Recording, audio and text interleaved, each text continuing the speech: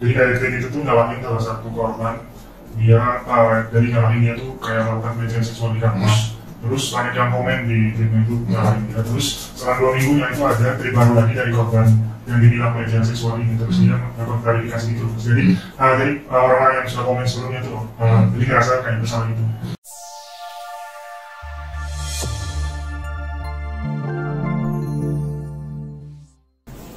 Halo Sobat Bisnis Kocok, we know you go. Oke, semangat pagi, siang, sore, malam, kapanpun teman-teman lagi nonton podcast ini. Perkenalan dulu kali ya. Perkenalkan, saya Dana dan dua teman saya ini, ada siapa aja nih? Saya Alex. Saya Miftah. Nah, kami di sini mau melanjutkan bedah buku dari buku Psychology of Money. Sekarang kita sudah hampir di penghujung buku nih. Babnya ada di bab 18. Bab 18 itu tentang when you believe anything, ketika kamu percaya dengan sesuatu. Nah, di sini percaya dengan sesuatu nih, percaya seperti apa sih emang? Teman-teman penasaran? Langsung selesai podcastnya. Ketika Anda akan percaya dengan apa saja, ini yang dibahas tentang apa aja sih? Apakah aku ngeliat dari yang pertama ada tentang alien yang meneliti tentang bumi gitu atau ya perbandingan antara perekonomian di 2009 dan 2007 yang ada di Amerika. Jadi kalau yang dari aku baca, orang itu cenderung percaya dengan narasi-narasi dari yang ada di dengar sama dia untuk menentukan keputusan ketika dia mau beli saham atau enggak, kayak gitu-gitu. Padahal ya sebenarnya yang kayak gitu-gitu harus tetap diriset dulu kalau menurut dari buku yang ini dijelasin, karena itu kan sebenarnya mempengaruhi dari keputusan kita mengambil ya keputusan finansial dari kita mau kayak gimana-gimananya. Tapi ya kalau kita ngambil keputusannya asal-asalan cuma ngedenger tapi kita nggak tahu itu kebenarannya benar atau enggak, kan jadinya kita keputusan finansialnya bisa kurang tepat aja sih kalau menurut buku ini, kayak gitu. Kalau dari teman-teman ada studi kasus yang menarik? Kalau dari aku tuh yang ada cerita dulu nih ya. Itu soal kepercayaan itu kan ada perang dunia pertama nih. Terus ada orang yang nanya Islam, apa yang paling bahagia dalam hidupmu gitu kan. Terus dia jawab dari kejahatan senjata. Kenapa? Karena kita tahu kita tidak akan pernah perang lagi. Tapi dia percaya tuh kalau ada kejahatan senjata, besok kita nggak akan perang lagi karena perangnya udah selesai. Ternyata 21 tahun kemudian ada perang lagi dan menewaskan kayak banyak banget orang juga. Dia itu percaya kalau narasi kejahatan senjata itu nggak akan bikin perang lagi, perang dunia kedua, perang dunia keberapa gitu. Tapi ternyata ada perang dunia kedua lagi.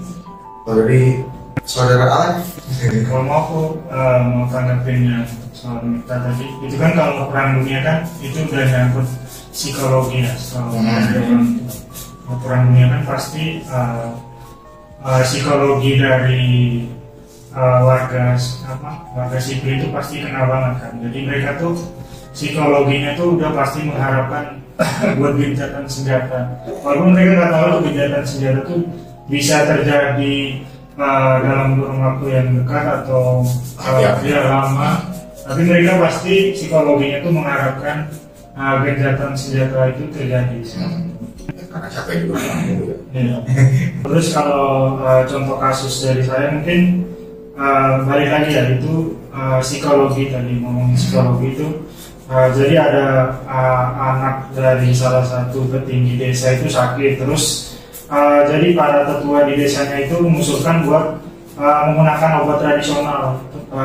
Obat tradisionalnya itu mereka mengusulkan buat menusukkan ujung tongkat yang terbakar ke dada putranya untuk mengeluarkan penyakit dari tubuhnya. Terus ada salah satu produser itu nanya ke bapak dari anak yang sakit itu, kenapa dia bisa mempercayai pengobatan tradisional. Terus dia berkata, ketika anak tidak punya uang dan putra Anda sakit, Anda akan percaya apapun yang dikatakan oleh orang lain. Jadi balik lagi psikologi sih Mas. Udah psikologi terus uang, nah itu apa yang dikatakan orang itu walaupun itu nggak benar itu bisa ke kita itu bisa jadi hal yang benar. Bagi psikologi apalagi ketika berpepet kayak gitu nggak ada uang itu kan kita harus mengusahakan apa aja gitu. Apalagi kalau pengobatan tradisional kan dulu biasanya tuh kalau biayanya tuh gratis kan. Kayak pinjol ya, berarti pinjol mirip-mirip ya, orang lagi kepepet hanya pinjol, ternyata padahal pada akhirnya itu kan juga membutuhkan uang yang lebih banyak juga karena ada bunganya dari kayak gitu kan sebenarnya. Balik lagi psikologi ya. Kalau udah kepepet terus nggak mikir lagi bunganya, ya mau dipinjam terus pas masa penagihan gitu ya ternyata masih ada uang. Iya. Oke, kalau itu dari bukunya, dari teman-teman ada pengalaman terkait ini, terkait percaya ini? Ya aku ada cerita, kan aku suka di podcast itu kan juga ada yang kebanyakan tuh mereka tuh kepepet karena ada yang sakit, ada hutang yang terlalu banyak, kayak ada udah bangun tapi udah usaha semuanya itu nggak bisa, kan mereka tuh kepepet. Akhirnya mereka percaya kalau mau pakai jalan pintas kayak dia orang yang juga yang pakai pinjol, tapi pada akhirnya mereka tuh kayaknya tadi waktu udah batas waktunya mereka kayak bingung terus gimana buat ngehentiin semua itu, dan akhirnya juga mereka kayak nyesel gitu sih. Diusahakan ya, kita balik lagi ke keputusan kita itu harus tepat gitu. Harus tepat dulu, jadi nggak asal berasa kusuk lah ibaratnya bisa dibilang. Jadi bisa dikatakan kita bisa jauh lebih secara finansial jadi lebih stabil juga kan, kayak gitu. Dan bisa ngebedain, baik lagi bisa ngebedain antara kebutuhan dan keinginan. Kayak gitu. Kalau dari aku sih pernah ada trade gitu kan Mas.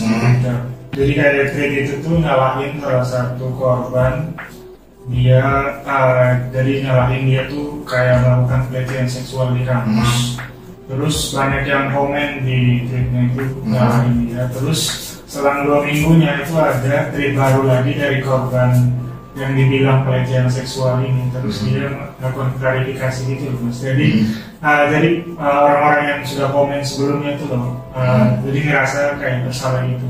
Jadi aku nangkapnya tuh ya sebelum kita melakukan kayak reaksi, jadi setidaknya lakukan riset dulu lah, ini benar apa enggak, beritanya kayak gitu.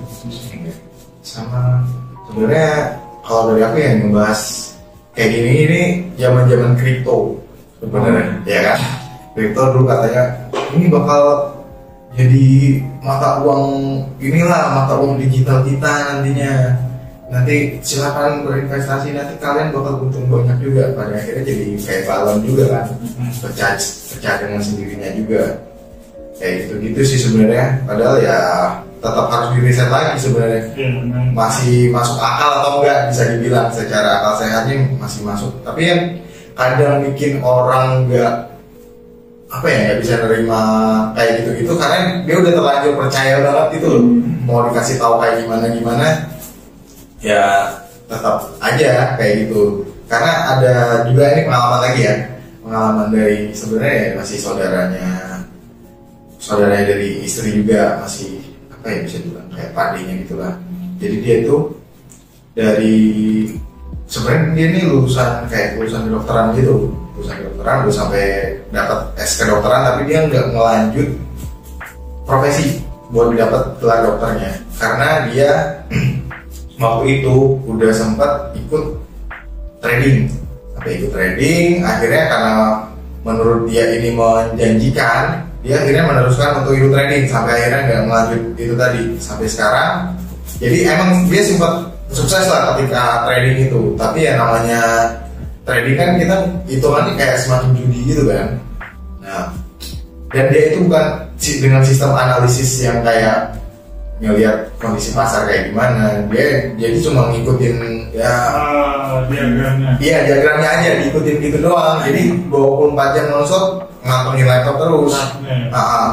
Sampai udah punya 3 anak dan udah punya cucu sampai sekarang juga masih kayak gitu, dan dia nggak ada kerjaan sampai sekarang, dan udah sampai satu keluarga itu udah ngasih tahu juga, dan itu juga sampai sakit-sakitan juga karena kan kayak gitu nggak istirahat toh, otomatis penyerahan imun dan lain-lain kayak gitu. Jadinya ya harusnya yang dia di umur sekarang bisa menikmati waktu dengan cucu-cucunya, karena kepercayaannya dia dengan trading yang bisa menghasilkan uang besar sampai umur udah 60 tahunan masih aja kayak gitu ya, jadinya kayak gitu karena kepercayaan dia teh jadi kayak salah keputusan finansial sih kalau menurut gue ya, kayak gitu.